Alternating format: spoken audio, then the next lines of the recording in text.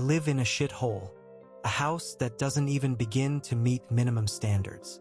Not vermin-proof, dodgy wiring, no gas or electrical certificates. Hell, I don't even have curtains.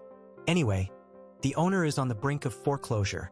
Didn't disclose when we began the lease. And so to help her out, we pay our rent fortnightly. Generally a week in advance, on top of being a month in advance. So the rent is due tomorrow, but usually I just would have paid it last weekend. Anyway, with my dad's funeral costs, I wouldn't be paying in advance this fortnight but will be on time for the foreseeable future. The owner texts me today to advise I am a week overdue, so I need to hand back keys on Sunday and vacate. Huh? We have a 2-year lease, you giant idiot. Touch base with the REA to advise her client is mistaken and request a ledger. She sends me not only the ledger, which shows I'm currently 5 weeks in advance, but also attached a notice to vacate for failure to pay rent. What? I call her and advise I can technically stop paying rent for 7 weeks before she can issue that notice, and since she wants to get all smarty pants, I'm requesting urgent repairs. This was my follow-up text. Hi agent, regarding the text I got this morning telling me to vacate this weekend. As we are both aware, there is a lengthy process in order to legally vacate a tenant. I will not be vacating this weekend. That's ridiculous. The rental provider's inability to budget effectively is not my problem when I am 5 weeks in advance on rental payments. In the meantime, since your rental provider wants to do everything by the book, please take this as official notification of request for urgent maintenance to bring the property to minimum rental standards. These are as follows. 1. All external windows in a rental property that can be opened must be lockable. They must also be able to be left open or closed. If the window can't have a lock fitted, it must have a functioning latch to keep it closed. 2. From March 29, 2022, windows in rooms likely to be used as bedrooms or living areas must be fitted with curtains or blinds that can be closed, block light, and provide privacy. 3. The property must be structurally sound and weatherproof. 4. Copies of the electrical and gas safety certificates, which we both know don't exist given an unlicensed person undertook the electrical works. 5. Proof that we were advised the property was at risk of foreclosure prior to commencement of lease.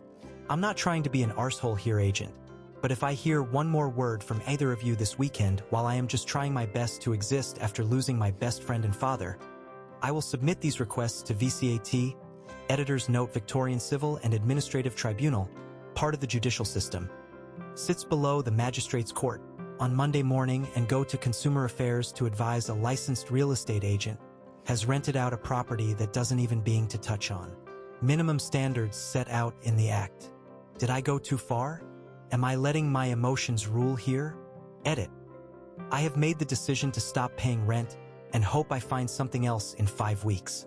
The owner should foreclose in that 5-week period, and then her and the REA can go suck lemons. Relevant comments. If they want to try it by the book, contact VCAT. Thank you so much. I'm really thinking that's the only option, but if VCAT order our rent to be paid into their fund, the house will foreclose because the mortgage won't be paid. But to be fair, I'm tired of living with mice and cold. How dare they think they can bully me like this because she's overextended her finances and wants me to pay a premium for her mistakes. Name and shame. I live in a small country town. I'd be ostracized and likely banned from the local IGA for bringing drama to the town. Some legal advice. Commenter. If the house has to be sold, your lease must be honored by the new owners. Foreclosure shouldn't matter. OP. Yeah, well, screw it then. I'm not paying rent for 5 weeks and will apply to VCAT to have my rent paid into their fund until the urgent repairs are done. Update us on their response. They didn't respond. Which in one way I'm like, finally I can stop hearing about their whinging and whining for a while, but then on the other hand, I really wanted a panic response from her about renting out an illegal property. Apply to challenge the vacate notice. I think I've made the decision to just challenge it in VCAT along with the requests for urgent repairs. There is at least 25-30K of repairs to be done. I'm not even kidding. It won't happen otherwise. And I was okay with them not being done. I was happy just living my life in peace and pottering around living life while paying $600 a week to live like this. And as I'm typing this comment, a freaking mouse pokes his head through the architrave that's broken away because there is a hole in the floor under the kitchen cabinets that allows rodents in. What suburb is this? This County Vic. Sadly, when I moved from Melbourne, I didn't really do my research and now realize that for what I'm paying here, I could be in something amazing and closer to town. Might be worth moving then. Yes, for sure. I was just trying to honor my commitment to a 2-year lease. Is there housing available in your area? Yes, heaps available. It's just the headache of going through it all again. Someone asks OP for her favorite story about her dad. This is not relevant to the overall story, but very sweet, so I wanted to include it. For the last few years, my dad couldn't really walk more than a few steps, but he still loved to adventure. So we bought him a mobility scooter. He realized how much he loved his scooter, and so he wanted a bigger, snazzy one. We got it for him. Anyway, what else for us two to do but scoot together to the pub, get drunk while having a bet, and then scoot home together. I loved those afternoons. I used to call him the kiss of death because if I told him about my bet, I'd lose every single time. One leg left on my multi. Tell Dad and the favorite would come last in a 3-horse field, haha. When he passed away, I went to our favorite pub, got blind drunk and got carried out by a guy my dad and I knew at the pub. Checked my pockets the next morning and I must have been punting because I had over 1K in tab tickets to collect. Checked my bank in a, oh God, how much did I spend? And I'd barely spend anything. The kiss of death helped me because I was $1,700 short of his funeral money and the extra $700 came from a $5 multi that I put on at the dogs 2 days later. After I withdrew the money, I thanked Dad. And since then, I can't back a winner. The kiss of death let me win for his funeral. Now I just know I'll never win again, haha. Next day, June 23rd, 2023. I've just decided to leave. I can't cope with the stress. I want pay rent for 5 weeks and hope the owner loses the house to foreclosure. And if I don't find something in 5 weeks, I'll just pay on time. Never early again. Update. Since then, so much has happened. So much. Firstly, I bought some land, 200 acres, with a 30-day settlement, so I'll be outta here soon. Now to the events. I stopped paying rent as I was in front anyway. The owner demanded I leave via text. I ignored. PM, editor's note, property manager, gives me another notice to vacate. While I'm still in front on rent, I ignore. I get a bunch of breach notices for disturbing my neighbors. I check with them and nobody has complained. We actually get along well. So I ignore the notices. I get a notice to vacate for 3 breaches, but never mind, the idiot PM sends them all in the same week. Anyway, they start spamming me with VCAT paperwork. Spamming. So many for unpaid rent, lie. Unpaid bond, you mean the one you lodged to the RTBA? Breaches, malicious damages. They haven't stepped foot in the house and I couldn't damage it if I wanted to. It's such a shithole. Anyway, I ignore them all, including the hundreds of emails and stat decks they lie their teeth off in. We had VCAT today.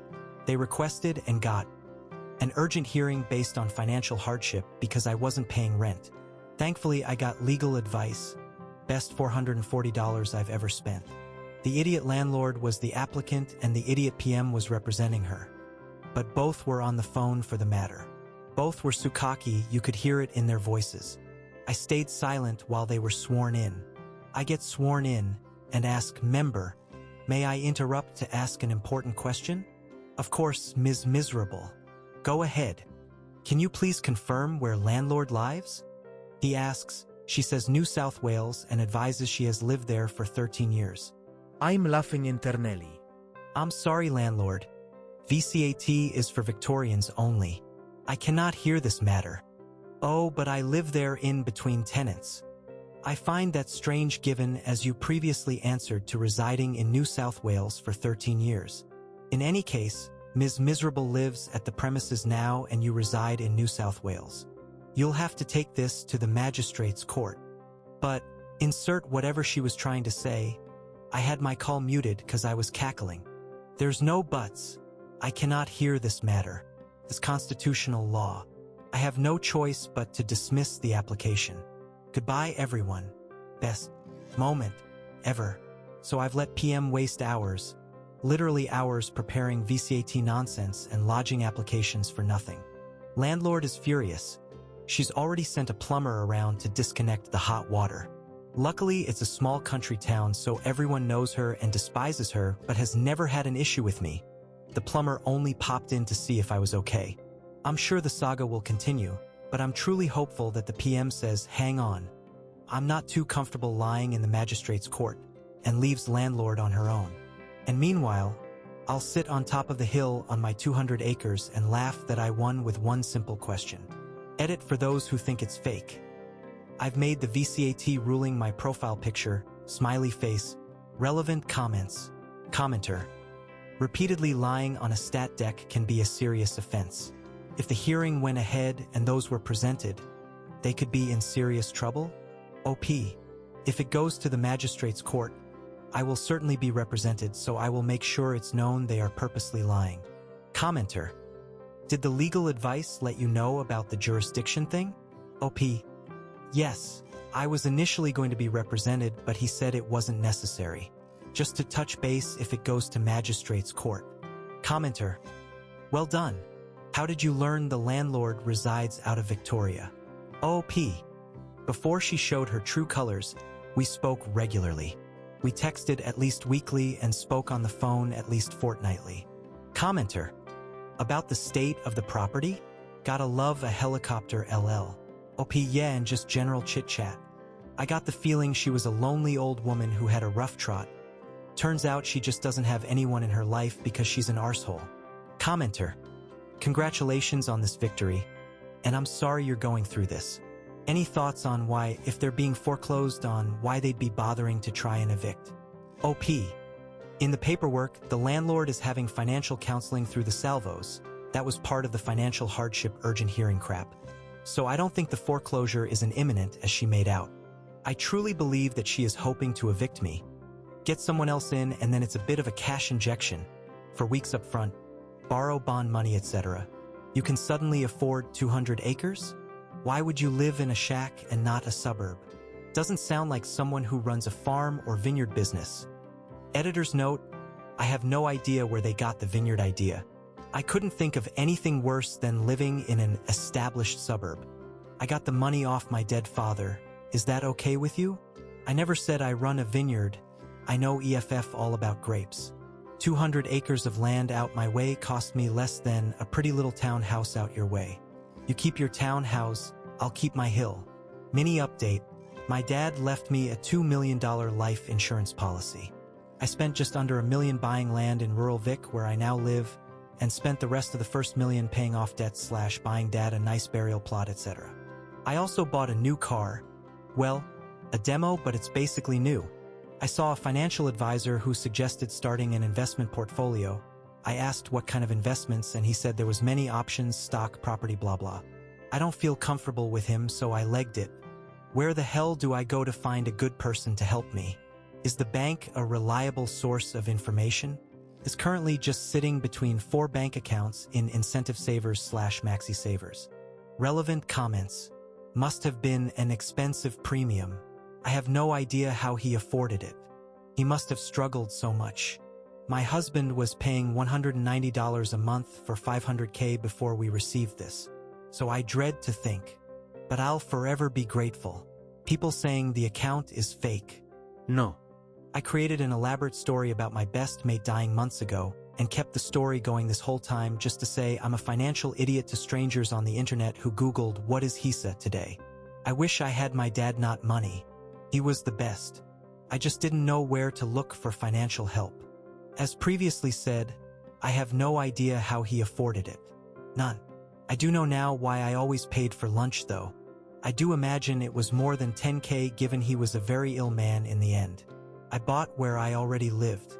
Rural is where I belong, and as my husband and daughter are First Nations, we wanted to ensure we would always be on their country.